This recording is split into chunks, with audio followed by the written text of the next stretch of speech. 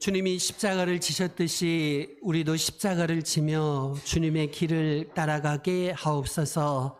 예수님의 이름으로 기도합니다. 아멘. 우리 옆에 분하고 인사하십시다. 안녕하세요. 반갑습니다. 환영합니다. 우리 전성자 성도님 오랜만에 나오셨습니다.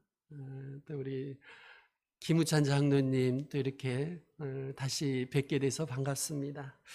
날씨가 많이 춥죠. 예년에 비해서 2월 달에 왜 이러나 싶을 정도로 춥습니다. 건강에 유의하셔야 될 것 같습니다. 아프신 분도 많고 연로하신 분들은 또 돌아가시기도 하고 그렇습니다. 여러분들이 아침 저녁으로 늘 조심하시고 건강하게 그렇게 지내셨으면 좋겠습니다. 그리스도처럼 변화되는 것은 우리의 노력만으로는 되지 않습니다. 그것은 불가능해요. 학습이나 모방만으로 되는 것이 아니지요. 그리스도로 변화되는 것은, 그리스도처럼 변화되는 것은 재생산입니다. 무슨 말씀이냐면 그리스도의 생명이 내 안에 있을 때 그리스도와 같은 DNA 그리고 그리스도와 같은 영적인 생명이 내 안에 자라야만 그리스도처럼 변화됩니다. 그리스도가 내 안에 사심으로써 그리스도처럼 변화되는 일이 일어나는 거지요. 그러니까 내 힘으로 내 노력으로 그리스도처럼 변화됐다고 흉내내는 것은 무서운 또 하나의 종교 생활에 빠져드는 것입니다. 이것은 애쓸 필요가 없다는 그런 뜻은 아니고요.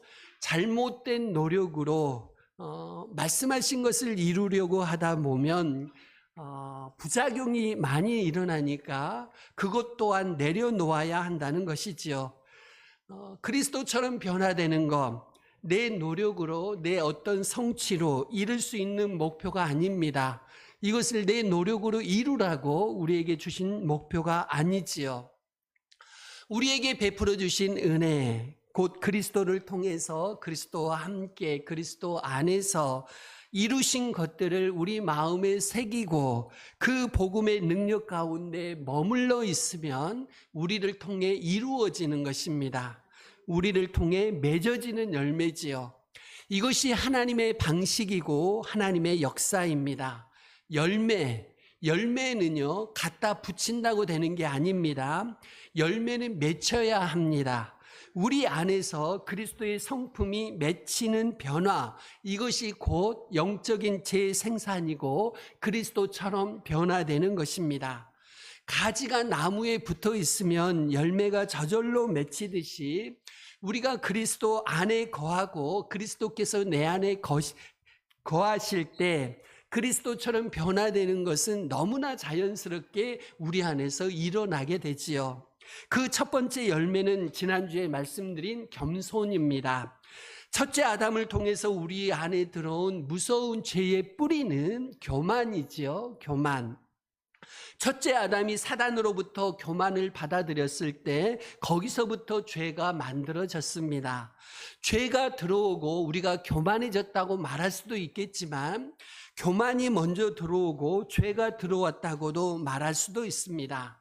죄를 구체적으로 범하기 이전에 이미 우리 인간의 자유의지가 교만을 향해 나아갔기 때문이지요.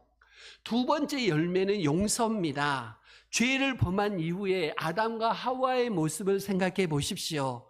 비난, 정죄, 책임 전가, 미움이 있지요. 여러분, 하나님이 하와를 처음에 창조하시고 아담에게 이끌어 오셨어요. 이때 아담이 뭐라고 고백했을까요? 내 뼈 중에 뼈요, 내 살 중에 살이로다. 이렇게 고백했어요. 무슨 말일까요? 드디어 내 뼈 중에 뼈요, 내 살 중에 살이 내 앞에 나타났구나. 그만큼 귀하고 소중하다는 뜻이었습니다. 그런데 타락한 이후에 아담이 하와를 뭐라고 불렀을까요? 하나님이 나와 함께 있게 하신 여자. 처음에는 감정이, 자기의 솔직한 감정이 담겨져서 하와를 부르지요. 내 살 중에 살이요, 뼈 중에 뼈다. 그런데요, 죄를 범하고 나서는 완전히 객관적인 사실만 이야기합니다. 자기의 감정이 완전히 식어버린 거예요. 하나님이 주셔서 나와 함께 있게 하신 그 여자라고 표현하니까요. 우리 안에 있는 아담의 죄성은 정죄하고 미워하고 책임을 떠넘기지요. 아담은요, 지가 남자라면 제가 범했습니다, 이렇게 해야 말해야 되겠지요. 그런데 그렇게 하지 않고 저 여자가 주어서 먹었습니다. 그 여자 하와는 뭐라 그럽니까요? 뱀이 주어서 먹었습니다. 계속해서 책임을 떠넘기지요. 그리고 서로를 비난합니다. 가장 가까웠던 관계가 책임을 떠넘기고 서로 비난하는 관계로 바뀌었던 것이지요. 이것이 교만의 증거고 타락에 쓴 뿌리들입니다. 첫 번째입니다. 주께서 너희를 용서하신 것 같이 그리스도 안에서 우리가 생명의 삶으로 회복됐을 때 우리 안에 나타나는 것은 용서와 화해와 치유입니다. 그리스도 안에 우리가 변화되면요, 용서가 되고 치유가 일어나고 화해가 가능해집니다. 골로새서 3장 13절 말씀, 오늘 본문 같이 읽습니다. 시작. 누가 누구에게 불만이 있거든 서로 용납하며 피차 용서하되 주께서 너희를 용서하신 것 같이 너희도 그리하고. 우리가 이 말씀 읽으면요, 우리가 용서해야 된다. 나는 성도니까 오늘부터 용서해야겠다, 이렇게 하기 쉬운데 여기에 집중하기 이전에 여러분이 먼저 머물러야 하는 곳은 어디냐? 주께서 너희를 용서하신 것 같이 너희도 그리하고입니다. 그리스도의 용서하심에 여러분이 초점을 먼저 맞추셔야 돼요. 하나님이 우리에게 요구하시는 용서는요, 그리스도의 용서의 수준입니다. 이해되시죠? 우리가 서로 용서해야 되는데 어느 수준으로 용서를 해야 되느냐? 그리스도가 우리를 용서하신 것 같이 용서해야 됩니다. 이 말씀 딱 들으면 우리 절망이 다가옵니다. 왜요? 그리스도가 용서하신 것 같이 나 용서할 자신이 없거든요. 우리 솔직히 그렇잖아요. 누가 한 대 때리면 두 대 때리고 세 대 때려야 직성이 풀리지요. 때릴 힘이 없으니까, 약하니까 그냥 포기하고 넘어가지, 내가 그놈보다 힘만 더 세면요, 두 대, 세 대 때려야 직성이 풀리는 게 우리 인간의 본성이에요. 뭐 저만 그럽니까요? 여러분 다 그러시잖아요. 할 수 없으니까 포기하고 넘어가는 거지, 내게 능력만 되면요, 두 대, 세 대 때리고 내 한쪽 눈을 뽑았다면 두 쪽 눈을 뽑아야 내 직성이 풀리는 게 우리 인간의 본성이라고요. 우리는요, 그리스도의 용서하신 같이 용서할 능력이 애초에 우리에게 없어요. 그런데 하나님은 우리에게 용서하라고 하시면서 그리스도처럼 용서하라고 이야기하시는 겁니다. 이거 보통 심각한 상황이 아니지요? 여러분, 우리는요, 그리스도의 용서하신 같이 용서해야 되는데 애초에 내 능력으로는 그렇게 할 수 없어요. 그러면 어떻게 해야 돼요? 그리스도의 용서하심에 우리가 깊이 머물러 있으면 용서가 비로소 우리 안에서 흘러나오는 축복이 되고 능력이 되는 것입니다. 주님이 나를 용서하시기 때문에, 주님의 용서가 내 안에 있기 때문에 내가 할 수 없었던 용서가 내 안에서 일어나게 되는 겁니다요.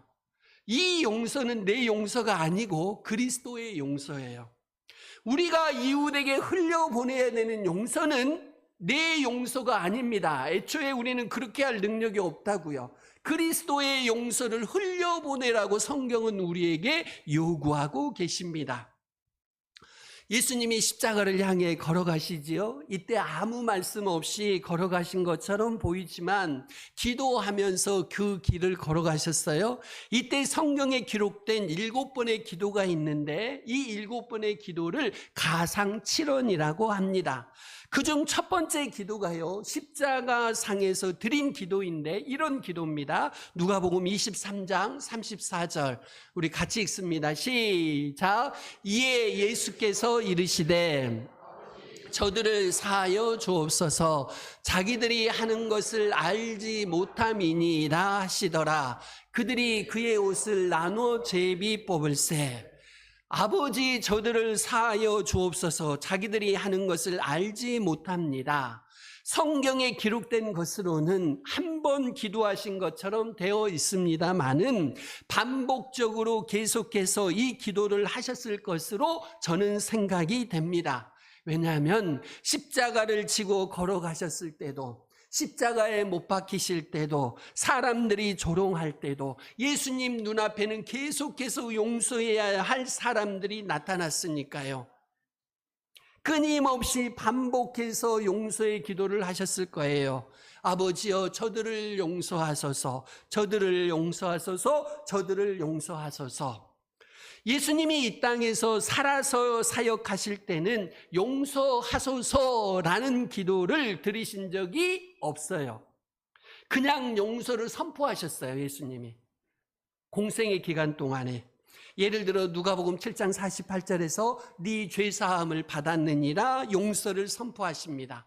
그러니까 바리새인들이 발칵 뒤집어지지요. 이가 누구이기에 죄도 사하는가? 감히 하나님만 하시는 일을 이놈이 하는구나. 발칵 뒤집어집니다. 이 죄사함의 선포가 바리새인들을 거슬리게 만들었지요. 그런데 왜 예수님이 십자가를 지시면서는 죄를 용서해 달라고 간구하셨을까요? 그것은 예수님을 십자가에 못 박은 그 사람들과 같이 예수님이 죄인이 되셔서 그들을 대신해서 제물로 자신을 드리고 계시기 때문에 용서해 달라고 기도하셨습니다. 마치 모든 사람을 사랑한다고 말하는 것이 쉽듯이, 저는 온 인류를 사랑해요 말하는 것이 쉽듯이, 불특정 다수에게 용서를 말하는 건 너무나도 쉽지요. 자기에게 아무런 해도 끼치지 않는 사람들을 향해서 나 당신을 용서하고 사랑합니다 말하는 건 너무 쉽지요. 그런데 지금 나에게 해를 끼치고 나를 무너뜨리려고 하고 나를 죽이려고 하는 이 사람들을 향해서 용서를 구하는 것은 상상하기 힘든 일입니다. 그렇지 않겠어요? 여러분, 우리가 용서할 때는요, 어떤 일이 발생하고 한참 후에 속으로 생각해 봅니다. 용서해 볼까 말까. 그렇지 않으셔? 전쟁이 났습니다. 그 상황에 용서가 생각이 나셔요? 안 나잖아요. 누구도 그 상황에서는 용서 생각 안 납니다. 한참 지나고 나서, 성질이 좀 죽고 나서 그때 용서해 줄까 말까 고민해 보는 거 아니겠습니까요? 그런데 예수님은요, 놀랍게도 그 현장에서 바로 용서를 구하셨습니다. 그러니요, 우리가 어떻게 예수님처럼 용서하면서 살아갈 수가 있겠습니까요? 주께서 너희를 용서하신 것 같이 용서하라 말씀하십니다. 그런데 우리는요, 주님처럼 용서할 능력이나 용서할 마음이 애시당초 우리에게 없어요. 그럼 어떻게 해야 될까요? 나의 용서를 흘려보낼 수가 없고요. 그렇게 하라는 것이 아니고 우리 안에 있는 그리스도의 용서를 흘려보내라는 말씀입니다. 그리스도의 기도가 어떤 결과를 만들었을까요? 누가복음에 보면 예수님과 함께 십자가에 못 박혔던 한 강도가 십자가상에서 완전히 변화됐지요. 여러분들 기억하실 겁니다. 사회적으로 죽어 마땅한 죄를 범해서 지금 사형을 받고 있는 이 사람이, 이 강도가 예수님께 구원을 간청해요. 그리고 함께 예수님을 조롱했던 다른 강도에게는 우리는 마땅히 죄를 지어서 이런 벌을 받는 것이지만 이분은 아무 죄가 없다 이야기합니다. 예수님을 변호하기까지 해요. 여러분, 어떻게 이 일이 가능할까요? 다른 복음서 마태복음, 마가복음 15장 32절을 보면 이 일이 있기 전에 예수님을 욕한 강도들이 있는데요, 강도들이 나옵니다. 마가복음 15장 32절 같이 읽어보려고 합니다. 시작. 이스라엘의 왕 그리스도가 지금 십자가에 내려와 우리가 보고 믿게 할지어다 하며 함께 십자가에 못 박힌 자들도 예수를 욕하더라. 아멘. 여러분, 십자가에서 예수님을 욕할 때는요, 한 강도만 욕한 것이 아니고 아시는 대로 두 강도가 같이 못 박혀 있었잖아요. 이 두 강도가 같이 예수님을 십자가에서 욕했단 말이지요. 그런데 나중에 이 강도가 변화되더라는 것입니다. 정리하면 이런 거지요. 처음에는 구원받은 이 강도도 함께 함께 예수님께 욕을 했어요. 그러다가 어느 순간에 변화되었지요. 이 사람이 십자가에 못 박히기 이전에 예수님을 믿어서 변화돼서 그런 말을 십자가상에서 한 게 아니고요. 처음에 못 박히는 과정에서는 함께 예수님을 욕했고, 그러다가 십자가에 못 박히고 있던 어느 시점부터 이 강도가 변화됐다는 거지요. 성경을 유심히 보시면 그 변화된 동기가 과연 무엇일까요? 앞뒤 좌우를 잘 살펴보시면 나오는 것이 예수님의 기도입니다. 자신을 못 박는 자들을 향해서 용서해달라는 그 기도에 대한 반응으로 한 강도가 변화되었던 것이지요. 이렇게 용서의 기도에는 사람을 변화시키는 능력이 있습니다. 우리를 정말 변화시키는 것은 정죄가 아니고 심판도 아닙니다. 하나님이 율법을 근거로 해서 우리를 심판하신다면 어떻게 될까요? 그렇게 하시지 않으셔요. 그냥 하나님이 율법의 근거에서 우리를 심판하는 것으로 세상을 끝내지 않으시더라고요. 그렇게 심판으로 끝내버리지 않으시더라고요. 여러분, 심판으로 끝내시면 어떻게 될까요? 사람은 변하지 않습니다.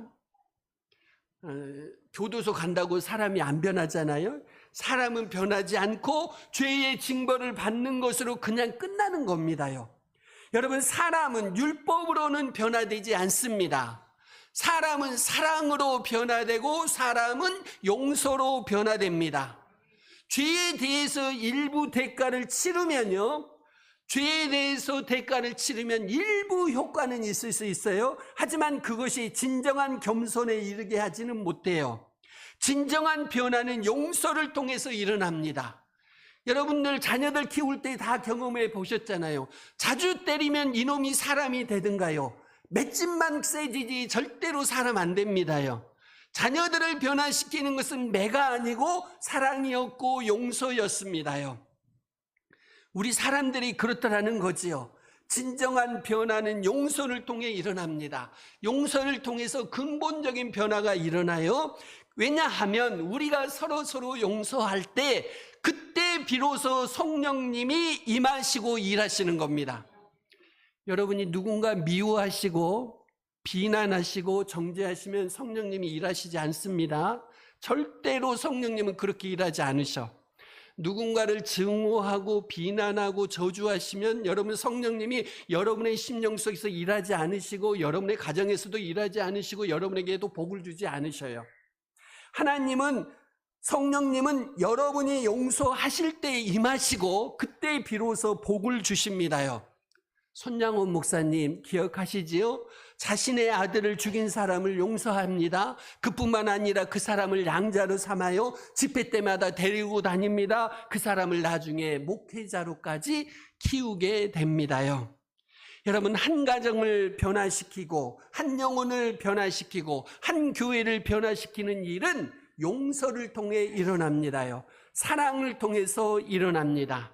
두 번째입니다. 그리스도의 용서하심을 체험하시기를 바랍니다. 그리스도께서 허물 많은 우리를 용서하셨지요. 그리고 그분의 용서가 우리를 통해서 흘러가는 것이지 우리가 용서해 주는 것이 아닙니다. 우리에게는 애초에 용서할 능력이 없으니까요. 좀 더 설명을 드려봅니다. 마태복음 6장 14절 15절은 우리의 다른 사람에 대한 용서가 하나님의 우리에 대한 용서와 연결되어 있다고 설명합니다. 14절 15절 같이 읽습니다. 시작. 너희가 용서하면 너희 잘못을 용서하시려니와 너희가 사람의 잘못을 용서하지 아니하면 너희 아버지께서도 너희 잘못을 용서하지 아니하시리라. 아멘. 여러분, 무서운 말씀이지요? 예수님은 내가 누군가를 용서하는 것과 내가 하나님께 용서받는 것을 연결시키고 계시지요. 이 말씀 안에는 많은 메시지가 담겨 있지만 핵심적인 한 가지는 이것입니다. 우리가 누군가를 용서하지 못하고 있다면 이것은 무슨 뜻이냐? 우리가 그리스도 안에서 우리에게 베풀어 주신 하나님의 용서를 온전히 체험하지 못하고 있다는 증거입니다. 그리스도를 통해서 그리스도 안에서 주어진 하나님의 용서를 우리가 누리고 있는 만큼 다른 사람을 용서할 수 있다는 그런 뜻입니다요. 바꿔서 말씀드리면 우리가 다른 사람을 용서하지 못하는 만큼 하나님의 용서하심을 체험하지 못하고 있는 것이고, 아버지의 용서하심을 받아들이지 않고 있는 것이고, 주께서 너희를 용서하신 것 같이 이 말씀을 체험하지 못하고 있는 것입니다. 여러분이 누군가 용서하지 못하고 계신가요? 그것은 왜냐고요? 여러분이 하나님의 용서하심을 진정으로 체험하지 못해서 그런 겁니다요. 여러분이 용서가 안 되니까 내가 못된 놈이야, 내가 문제가 많아, 여러분 자신을 아무리 자책해도 여러분 안에서는 용서가 안 나옵니다. 그건 단념하셔야 돼. 애초에 여러분 안에서는 용서가 안 나옵니다. 이웃을 용서하는 길은 하나님의 용서하심을 여러분이 경험하셔야 됩니다요. 그래서 여러분이 누군가 용서가 되지 않으면 여러분 자신을 자책할 일이 아니라 하나님의 용서하심, 그리스도의 십자가를 깊이 묵상하십시오. 그러면 용서할 힘과 능력이 거기에서 나올 것입니다. 한편으로 여러분 중에 이렇게 생각하시는 분도 계셔요. 하나님 앞에서 나는 그렇게 용서받을 만큼 죄를 지은 적이 없어. 그리스도께서 나를 대신해서 죽으실 만큼 내가 그렇게 심각한 죄인은 아니야. 이렇게 생각하는 것은 무서운 생각입니다. 이런 생각에 뿌리는 교만이지요. 주께서 너희를 용서하신 것 같이라고 할 때 밀려오는 감격이 그 사람에게는 없습니다. 애초에 자기가 그렇게 심각한 죄인이 아니라고 생각하면 십자가로부터 흘러오는 용서의 감격이 없습니다. 밀려오는 용서의 감격이 없으니 다른 사람에게로 용서가 흘러가지 않지요. 받은 게 없으니까요, 줄 것도 없습니다. 용서는요, 받은 만큼 할 수 있습니다. 이 표현을 생각하고 제가 상당히 뿌듯했습니다. 따라서 한번 하실까요? 용서는 받은 만큼 할 수 있습니다. 예. 여러분이 용서를 받지 않으면 용서하실 수가 없습니다. 우리가 다른 사람을 용서할 수 있는 것은 하나님의 용서를 얼마나 믿고 받아들이고 체험했는가에 달려 있습니다요. 예수님이 유명한 비유를 하나 말씀해 주셨는데요. 1만 달란트 탕감받은 종이 100데나리온 빌려간 사람을 용서하지 않는 비유입니다. 여러분이 다 아실 겁니다. 이 비유를 제대로 이해하시려면 1만 달란트와 100데나리온이 각각 얼마만큼의 가치인가를 아셔야겠지요.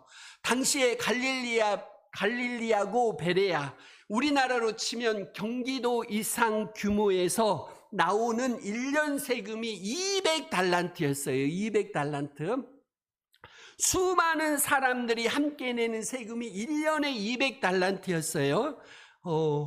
그러니까요, 10,000달란트면은요, 10,000달란트면 몇 배인가요? 200달란트에 5배 아니겠습니까요? 200달란트 50배네요. 어이구, 50배. 그러니까요, 여러분 경기도에서 1년 나오는 세금에 곱하기 몇을 해야 돼요? 50을 해야 되는 겁니다. 그것이 100달란트예요. 어마어마한 숫자입니다. 계산이 잘 안 되는 숫자예요. 경기도에서 1년 나오는 세금의 50배가 1만 달란트입니다요. 적어도 수십억이 넘는 엄청난 금액이지요. 개인의 능력으로는 애초에 갚을 수 없는 상상하기 어려운 금액입니다. 반면에 1데나리온은 노동자 한 사람이 받는 하루 품삯이에요. 그러니까 100데나리온의 빚은 100일 일하면 갚을 수 있는 빚입니다요. 그런데 갚을 수 없는 100달란트를 면제받고서도 갚을 수 있는 100데나리온을 용서하지 않았습니다.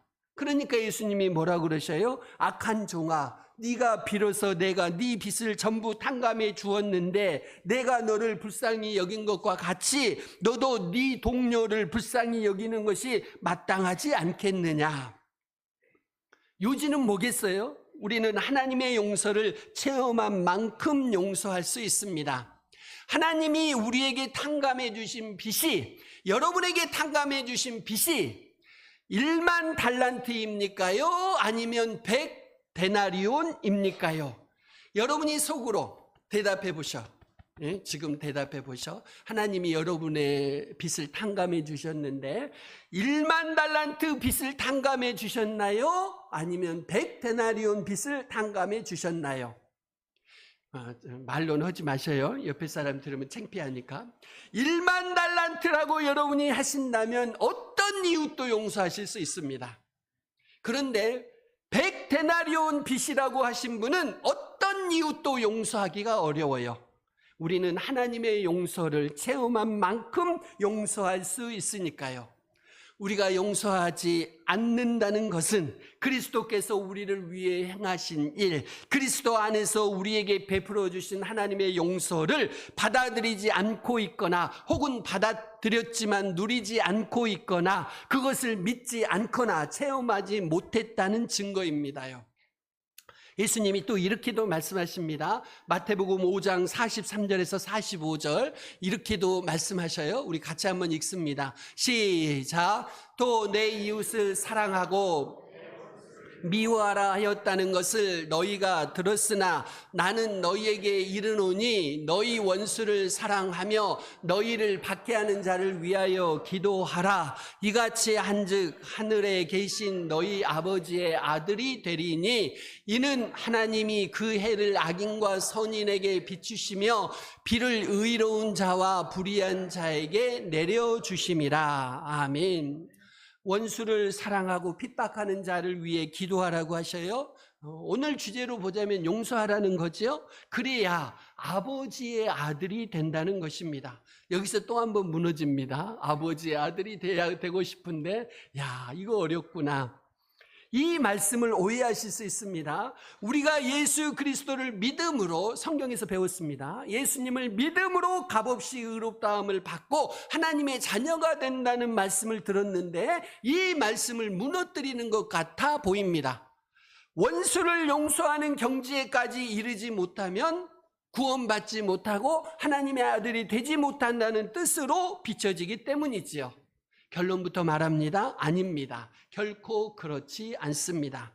이 문장의 함축된 의미는 이렇습니다. 예수님이 이 문장을 아람어로 말씀하셨는데요. 아람어에는 형용사가 많지 않아요. 그래서 최상급의 형용사를 명사로 표현했습니다.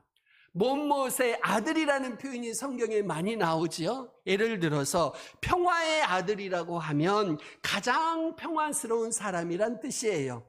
야고보와 요한에게 붙은 별명이 있는데 우레의 아들이잖아요. 우레 같은 사람, 불 같은 사람이다. 성정이 그런 사람이라는 거죠. 바나바에게 붙은 별명도 있습니다. 위로의 아들입니다. 위로가 풍성한 사람이다. 위로가 흘러넘치는 사람이다. 위로가 많은 사람이다. 그런 뜻이지요. 이렇게 명사와 명사를 사용해서 최상급의 표현을 하는 것입니다. 그러면 아버지의 아들이 된다는 것은 무슨 뜻이냐? 이것은 아버지를 가장 닮은 자녀가 된다는 것이지요. 그리스도의 형상을 가장 닮아서 그리스도처럼 변화된 하나님의 자녀가 되는 것입니다. 이 세상에 수많은 하나님의 자녀들이 있지만 세상과 섞여서 살아가는 자녀가 아니라 그리스도 그 아들의 형상을 가장 닮은 용서가 흘러가는 사람이다. 그런 뜻입니다요. 겸손한 심령으로 그리스도의 용서하심처럼 그리스도의 용서가 흘러갈 때 우리가 아버지의 아들이라고 불릴 수 있습니다. 아버지를 닮은 아들이라고 불릴 수 있다는 뜻입니다. 나는 그렇게 용서받을 만한 죄를 지은 적이 없어 라고 생각하시면 누구도 용서할 수가 없습니다. 하지만 그리스도께서 나를 용서하심처럼이 정말 여러분이 받아들여지신다면 놀랍게도 그리스도의 용서의 능력이 나의 능력이 되는 것입니다요. 그리스도의 용서가 나를 통해 흘러가죠. 그러면 누구도 용서할 수 있습니다. 나 자신을 부인하고 내려놓고 순종하기만 하면 용서할 수가 있습니다요. 그렇게 그리스도의 용서가 흘러가면 그리스도께서 하나님의 맏아들이 되신 것과 같이 우리가 그 아들의 형상을 본받아서 하나님의 자녀다운 자녀가 될 수 있습니다. 하나님이 해와 비를 선한 사람이든 악한 사람이든 모두에게 똑같이 나눠주시지요. 이와 같이 이미 이 세상에는 하나님의 용서가 가득 흐르고 있습니다. 하나님은 하나님을 믿지 않는 대적자들에게도 끊임없이 용서를 베풀고 계시지요. 하나님은 자신을 대적하고 있는 수많은 사람들에게도 이미 용서의 은혜를 지금도 베풀고 계십니다. 그렇지만 특별히 그리스도 안에서는 우리를 용서하시고 하나님의 자녀로 받아주십니다. 나를 용서하신 그리스도 안에서 하나님의 용서를 더 풍성하게 체험하고 누리는 만큼 나도 용서할 수 있습니다. 내가 용서를 흘려보낸 만큼 나를 용서하신 그리스도 안에서 하나님의 용서를 더 풍성하게 체험하고 누릴 수가 있습니다. 저와 여러분이 하나님의 용서가 흘러가는 통로가 되시기를 바랍니다. 처음부터 강조했습니다. 나는 용서할 수 없지만 주님이 가능하게 하십니다. 우리 시간 같이 기도하고 결단하시겠습니다. 그리스도 안에서 우리의 모든 죄를 용서해 주시니 주님 감사합니다. 그리스도의 용서하심을 깊이 경험하고 누리게 하옵소서. 그래서 나는 이웃을 용서할 수 없지만 내 안에 있는 그리스도의 용서를 이웃에게 흘려보내게 하옵소서. 이렇게 이웃의 허물을 용서함으로 하나님의 아들이 되게 하옵소서. 우리 이 시간 같이 기도하시겠습니다.